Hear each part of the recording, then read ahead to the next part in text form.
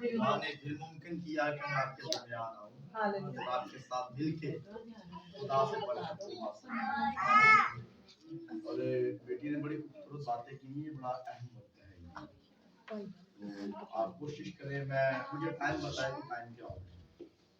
तो मैं कलाम करता हूँ तरतीब के अंदर, दुआ करते हैं तरतीब के अंदर। क्या टाइम है? कोशिश करूंगा 10 मिनट के अंदर मैसेज, क्योंकि ये कह रही है और हर बात का हमें लिहाज रखना, ठीक है। कोशिश करेंगे थोड़े वक्त के अंदर ज्यादा दुआ करेंगे। आइए मेरे साथ जिंदा खुदा का कलाम बोलिए, ज़बूर की किताब में उसका बाब है, उसकी चंद आयात पढ़ेंगे। आज हम 14 से पढ़ेंगे और ये 16वीं आयत इसकी आखिरी है। टोटल 14 से लेकर 16 तक आज हम इसे पढ़ेंगे। याद रखिए, अब कोशिश करें आप बच्चों को मौका ना दें, बच्चों को आप मौका ना दें। जब बच्चों को आप चूमते हैं, उठा के कभी इधर करना कभी उधर करना, तो बच्चे को ना शरारत करने का, बोलने का, रोने का मौका मिल जाता है। और ये सारा किसकी तरफ से है? शैतान की तरफ से। शैतान बिल्कुल नहीं चाहता कि आपके अंदर ऐसा बीज बोया जाए जिससे आप फल आमद करें, बिल्कुल नहीं चाहेगा। और अगर कोशिश करें, अगर बच्चों को साथ लेके आते तो उनके लिए कोई ऐसी चीज ले आए कि बच्चा चीज के साथ खेलता है, क्योंकि वो कलाम तो सुन नहीं सकता। हाँ, खुदा चाहे तो बच्चा सुन भी सकता है, खुदा चाहे तो बच्चा कलाम सुना भी सकता है, ठीक है। तो आइए मेरे साथ खुदा के कलाम को अभी हम पढ़ेंगे। कान में ज़बूर, इससे पहले कि मैं ज़बूर आपको सुनाऊं, ज़बूर का मतलब क्या है? ज़बूर का लफ्ज़ी मानी क्या है? हम 66 किताबों की स्टडी करते हैं, क्या कभी एक एक किताब का लफ्ज़ी मतलब जानने की कोशिश की? नहीं की। आज से आप ये बात करते हैं, खुदा ये बच्चा क्या हो गया? बेटा एनो फीड करवाओ, शाबाश मेरी बेटी। ज़बूर का मतलब है मधासराई करना। ज़बूर का मतलब क्या है जी? मधासराई करना। ज़बूर का मतलब क्या है? मैं चाहता हूँ जैसे मैं खुदा के पाक रूह से सीख रहा हूँ, आप भी खुदा के पाक रूह से सीखे। आई कांट टीच यू, मैं नहीं सिखा सकता क्योंकि मैं तो सीखने वाला हूँ, तो मैं चाहता हूँ आप भी सीखें यार। आमीन। ज़बूर का मतलब क्या है? बहुत बड़ी कमाल है मुझे। मैं हुणे कदी किधरे दुनिया या किधरे लड़ाई होती होए ना, दड़ले कटदे ने इंज बोलना सी, जिथे तो खुदा दी हजूरी आंदी उथे तो मुंडे बोलदा है, इत्थे ते सारे ही जिद्दां बैठे ने। ज़बूर का मतलब क्या है? मधासराई करना। ज़बूर का क्या मतलब है? मैं बार-बार क्यों बात कर रहा हूँ? ये लफ्ज आपके अंदर ट्रांसफर हो जाइए, ये लफ्ज आपके अंदर क्या हो जाए? आपके अंदर दाखिल हो जाइए। ज़बूर का मतलब है मधासराई करना, और ज़बूर की किताब के 91 बाब। अच्छा, बाब का मतलब क्या है? शाबाश, मेरी पहली तालियां बजा दो।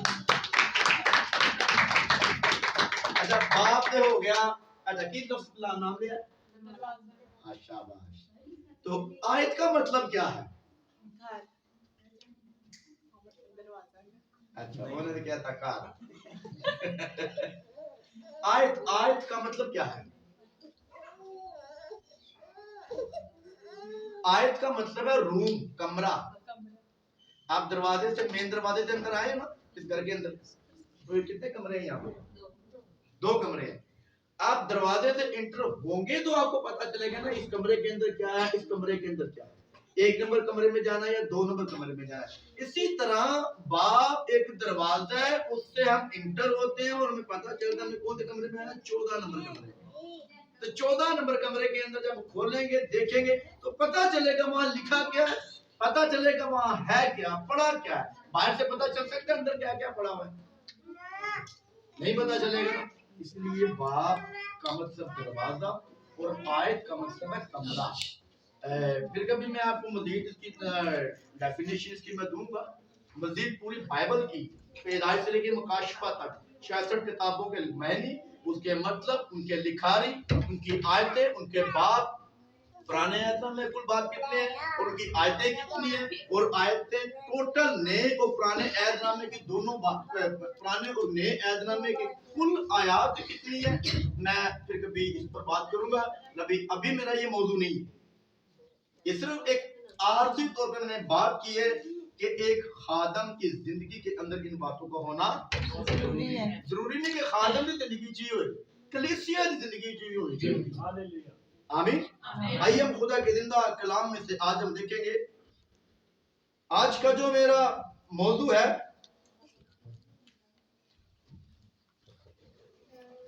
सरफराज। आज हम सरफराजी से बात करेंगे, तो बड़े गौर से सुनिए इस बात को। कान में बाब की 14 आयत में लिखा है, चूंकि उसने मुझसे दिल लगाया है इसलिए मैं उसे छुड़ाऊंगा, मैं उसे सरफराज करूंगा, क्योंकि उसने मेरा नाम पहचाना है।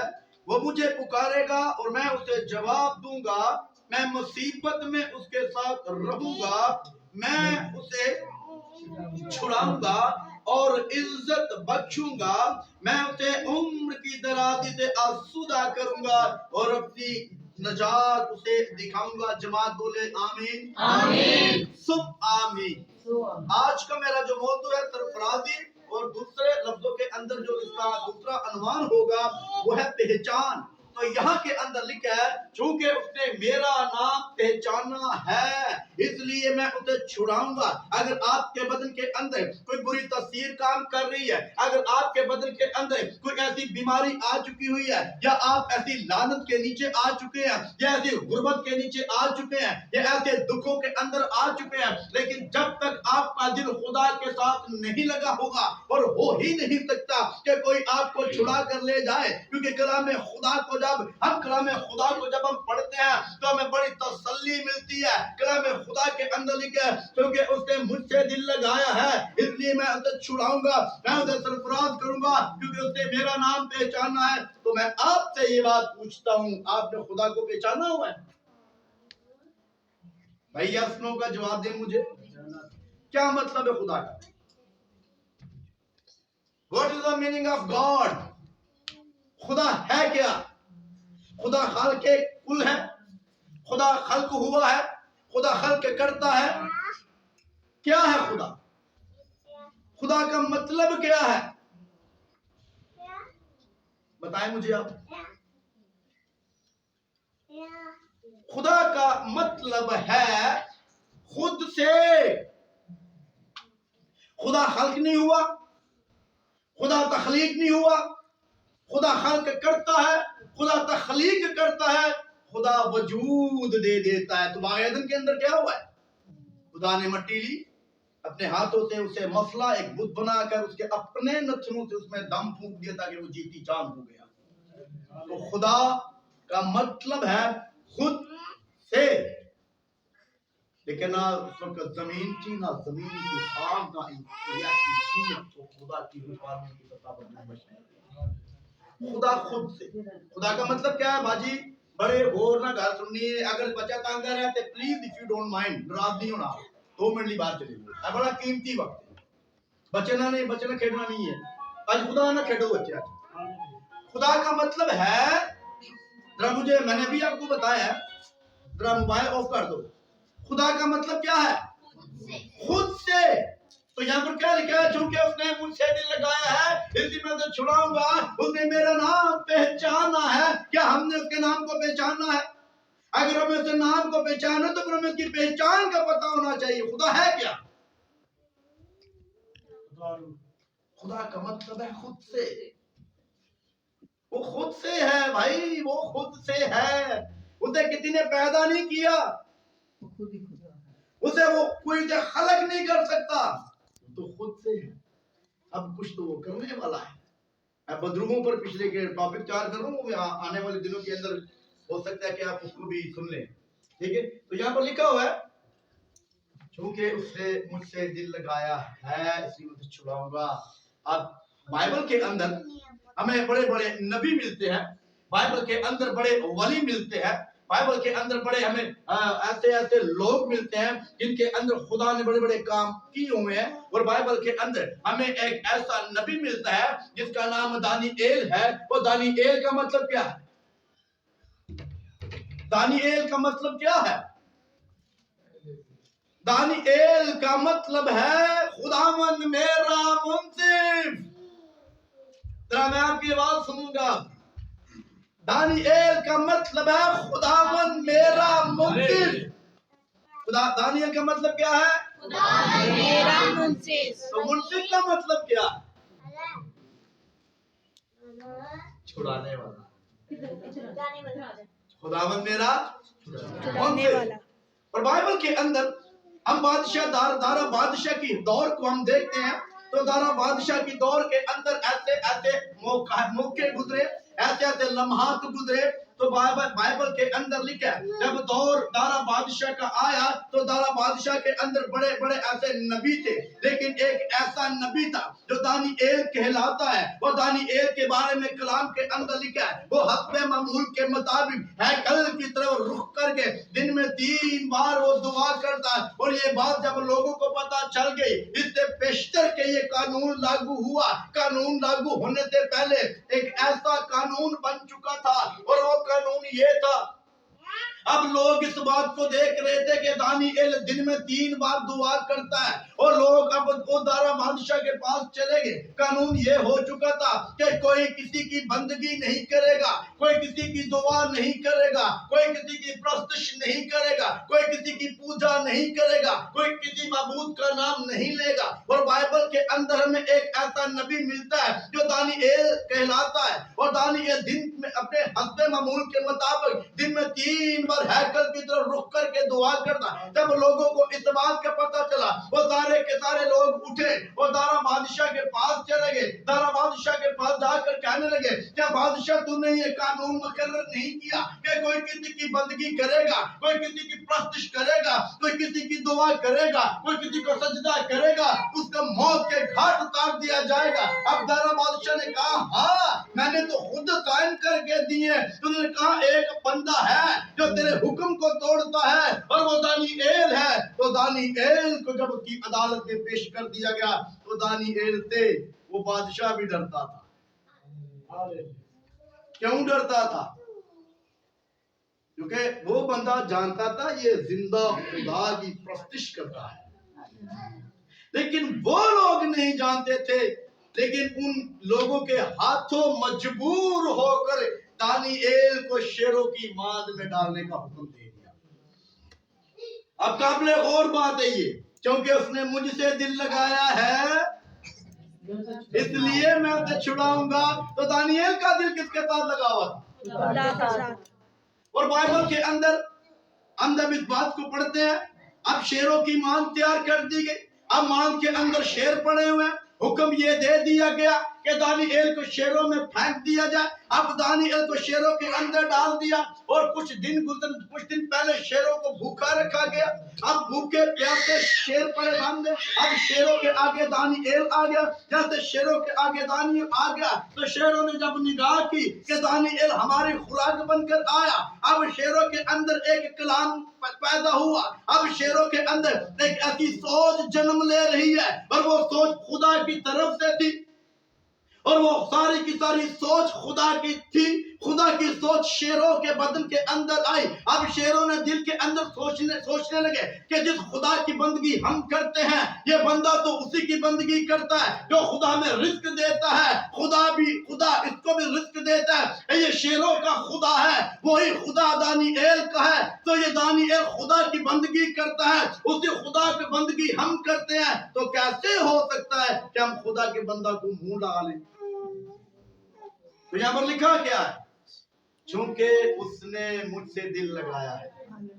अब बाइबल के अंदर जब हम इस बात को पढ़ते हैं तो पता चलता है कि दानिएल शेरों की मान में आ गया और शेरों को हुक्म था कि जैसे दानिएल शेरों की मान में आए इसकी हड्डियों को भी चबा जाए। लेकिन कलाम के अंदर लिखा है कि जहाँ खुदा की हजूरी आ जाती है वहाँ शेर भी नबियों के पांव चूम देते हैं। जहाँ खुदा की हजूरी गुजरती है वहाँ शेर नबियों के पांव चूम देते हैं, तो वहाँ खुदा की हजूरी। तो कैसे मुमकिन था, कैसे हो सकता है बंदा होए खुदा तो शेर मुंह पर है? क्योंकि उसने मुझसे दिल लगाया है इसलिए मैं उसे छुड़ाऊंगा। खुदानियत का दिल किसके साथ था? खुदा के साथ। तो ऐसे हो सकता है कि जिसका दिल खुदा के साथ लगा तो कोई बीमारी खा जाए, उसके बदन को कीड़ा लग जाए या वो मर जाए? नहीं। और आगे लिखा हुआ है, क्योंकि उसने मुझसे दिल लगाया है इसलिए मैं उसे छुड़ाऊंगा, मैं उसे सरफराज करूंगा क्योंकि उसने मेरा नाम पहचाना है। अब जो थोड़ी सी पहचान पे डिस्कस करेंगे पहचान के ऊपर। बाइबल के अंदर हमें बुजुर्ग इब्राहिम से इसहाक से इस्राइल हमें मिलता है, जो कभी इससे पहले उसका नाम याकूब था। लेकिन जब उसने खुदा की पहचान कर ली और जब खुदा की पहचान हो चुकी तो उसको जब पता चला रात के पहरे के अंदर अब एक शख्सियत यहाँ से गुजरने वाली है, तो वो पहचान कर चुका था कि यही मुझे बरकत देगा। और कलाम खुदा के अंदर लिखा है वो रात के पहरों के अंदर जाकर इस जगह पर खड़ा हो जाता है। जैसे ही फरिश्ता वहां से गुजरता है तो उसके साथ कुश्ती करता है और कुश्ती करते साथ ही बोलता है कि जब तक तू मुझे बरकत ना देगा मैं तुझे छोड़ूंगा नहीं। और दूसरी बात ये कि लफ्ज़ फरिश्ते का आया तो क्या फरिश्ता बरकत दे सकता थी? तो फिर वो कौन था? मैं फिर आपसे पूछता हूँ वो कौन था? खुदा। अच्छा, खुदा और यीशु में फर्क क्या है? वहां बेटा था,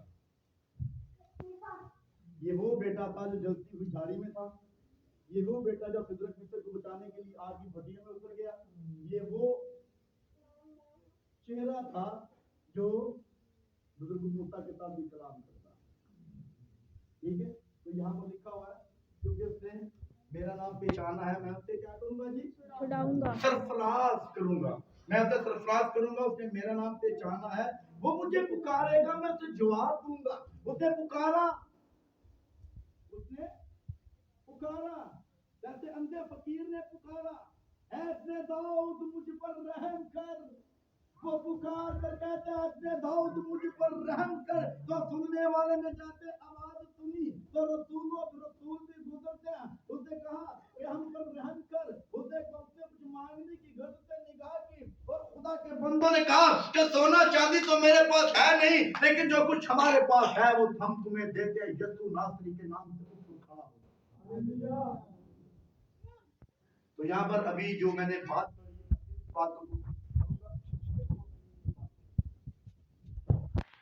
मैं उसे सरफराज करूंगा क्योंकि उसने मेरा नाम। आज थोड़ी सी ना पहचान की बात करेंगे। ये एक पहचान खिदमत का अहम हिस्सा है। जैसे मैंने पहचान पर खुदा के बारे में बात की, अब यीशु पे आ जाते हैं। यीशु का मतलब क्या? यीशु का मतलब निजात देहिंदा। अब दूसरी मायने में यीशु का मतलब क्या होगा? बेटा। और बेटे का मतलब क्या होगा? बाप में से निकला हुआ। कभी बेटे में से बाप पैदा हुआ? जब भी बेटा पैदा हुआ बाप से ही पैदा हुआ है। तो बेटे का मतलब क्या होगा? बाप में से निकला हुआ। तो यहाँ पर क्या आज अगली बात में मैं आपको बताऊंगा। यहाँ पर लिखा हुआ है मैं मुसीबत में उसके साथ रहूंगा। तो दानियल के साथ मुसीबत आई, तो दानियल के साथ जब मुसीबत आ गई तो उस मुसीबत के अंदर जब यहोवा आ गए, खुदा अजीम आ गए अपनी कुदरत के साथ वहां पर जब जाहिर हो गए, तो क्या वो मुसीबत खुशी में नहीं बदली? तो जब बादशाह के पास आया रात को बाद क्या मैं जाके देखो हुआ क्या है, तब इससे पेशतर इससे पहले के बाद दाना बादशाह आवाज देता, अब उस शेर की मांद के अंदर से आवाज आ रही है। आवाज आ रही तो बादशाह कि अब दानियल कैसे आवाज है, ऐ बादशाह तेरी सलामती हो। अब जिसको मौत के घाट उतार दिया गया, अब जिसे मौत के हवाले कर दिया गया, अब चारों तरफ मौत ही मौत है और मौत के अंदर खुदा का बंदा मौजूद है और मरे हुए शख्स को अब लोग देखने के लिए आ रहे हैं। इससे बेहतर देखेगा कि क्या हुआ है, वो मर गया, हड्डियां बची है कि नहीं। और जैसे उसको आवाज देगी कि तेरा खुदा जिंदा है, क्या तेरा खुदा जिंदा है, अपने खुदा के वास्ते तू गालिब आया है कि नहीं, अपने खुदा के नाम पे तू गालिब आया है कि नहीं। और अंदर से आवाज आती शेरों की मान दे, ऐ बादशाह तेरी सलामती हो। वो फिर भी बादशाह की सलामती चाहता है। तो आगे लिखा हुआ है, मैं मुसीबत में उसके साथ रहूंगा, मैं उसे छुड़ाऊंगा और इज्जत बख्शूंगा। अभी यूसुफ को कौन कौन जानता है? इस्राइल के कबीले में से है वो, इस्राइल का बेटा है वो। अब उस पर कैसे इल्जामात लगेगी? यहाँ पर जब मैंने क्या पढ़ा, कोई मुझे बता सकता है? इज्जत बख्शूंगा, छुड़ाऊंगा भी और इज्जत भी बख्शूंगा। तो यूसुफ कहां से छूटा? यूसुफ पर कैसे कैसे इल्जाम लगाए गए, ऐसे ऐसे बेहुदा गंदे इल्जाम लगा के उसे जेलों के अंदर बंद करवा दिया गया। लेकिन वो एक खुदा का प्लान था कि मैं तुझे छुड़ाऊंगा और इज्जत बख्शूंगा, और खुदा ने उसे छुड़ाया, वो साथ उसे इज्जत भी बख्शी। और ऐसे इज्जत बख्शी वो मिस्र का हाकिम मुकर्रर हो गया। इतनी बड़ी इज्जत, मैं उसे छुड़ाऊंगा इज्जत बख्शूंगा और इज्जत बख्शूंगा। ओ बंदा खुदा का सरफराज ना हो, ये कैसे हो सकता है? और आगे लिखा हुआ है, मैं उसे उम्र की दराजी से आसूदा करूंगा। और आखिरी बात करके हम आमीन करेंगे। और मैं उसे उम्र की दराजी से आसूदा करूंगा और अपनी नजात उसे दिखाऊंगा। तो नजात कौन है बेटा? आप चुप रहे। नजात कौन है? कैसे? वजाहत भी तो करें ना थोड़ी जिंदगी में। वजाहत इसकी मैं बताऊं कैसे। जब ज़कई के घर पे गया तो ज़कई से क्या कहा कि आज इस घर में आया कौन था? ये वजाहत है। अगर आपसे पूछे ना कोई वजाहत से बताओ भी कैसे यीशु नजात दे, तो बताओ फिर ये है, आज इस घर में नजात आई है। पहचान, बड़ा सादा सा कलाम है ये, बड़ा सादा सा कलाम है ये। पहचान पर हमें खुदा की पहचान करने के लिए अगले काम खिदमत के बाद में है। और खुदा की पहचान नहीं है, यीशु की पहचान नहीं है, खुदा बाप की पहचान नहीं है, तो खिदमत कैसे? और रोल कुद का मतलब क्या है? रोल कुदस, आखिरी बात कर रहा हूं मैं। रूह कुद्दस का मतलब है रूहे हक, यानी रूहे कायम, रूहे कायम, ताहयात तक कायम रहने वाली शख्सियत। और ये तीनों शख्सियत ऐसी हैं, खुदा बाप और बेटा और रूह कुद्दस। और इनकी जो पहचान है बड़ी सिंपल सी है, बड़ी सादी सी है। और रूह कुद्दस का मतलब है रूहे कायम, यानी रूहे कायम का मतलब है हयात तक रहने वाली शख्सियत। क्योंकि उसने मुझसे दिल लगाया है, इसलिए मैं उसे छुड़ाऊंगा। आज मैं ये नहीं कह रहा कि आपका दिल खुदा के साथ नहीं लगा, आपका बहुत खुदा के साथ दिल लगा है। अगर आपका खुदा के साथ दिल लगा हुआ है तो आप इतनी देर यहाँ बैठे हुए हैं। अगर आपका दिल नहीं लगा तो आप अटका जाते, आप तंग आ जाते। एक ही पाजी था फलसफे सुनान दे, समझ नहीं आ रही, आप उठ जाते, चले जाते। क्यों बैठे हुए? क्योंकि आपका दिल खुदा के साथ है। आंखें बंद करें।